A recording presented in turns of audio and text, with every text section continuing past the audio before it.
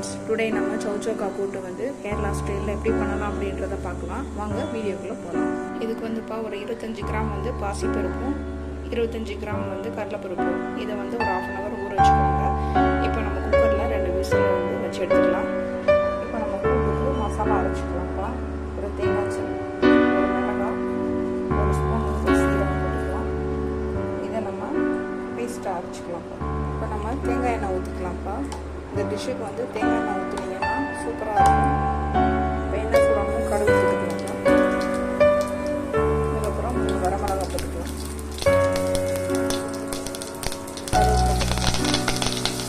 ஒரு வெங்காயம் போட்டுக்கலாம்.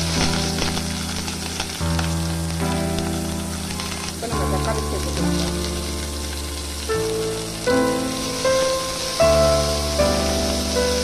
இதோட நம்ம கட் பண்ணி வச்சா சௌச்சௌக்கா சேர்த்துக்கலாம். இப்போ நம்ம அரைச்சி வச்ச மசாலா சேர்த்துக்கலாம்.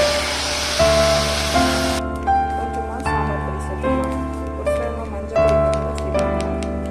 எனக்கு சாம்பார் பொடி போட்டால் ரொம்ப பிடிக்கும். சாம்பார் பொடி கொஞ்சமாக சேர்த்துக்கலாம். இதோட நம்ம தேவையான உப்பு சேர்த்துக்கலாம்ப்பா.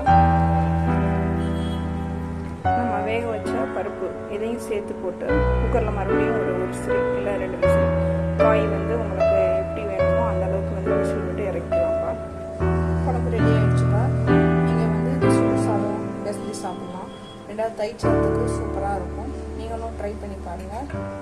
இன்றைக்கி எங்கள் வீட்டில் சௌச்சௌக்கா கூட்டு, அதுக்கப்புறம் முட்டை பொரியல், சாதம், அவ்வளோதான்.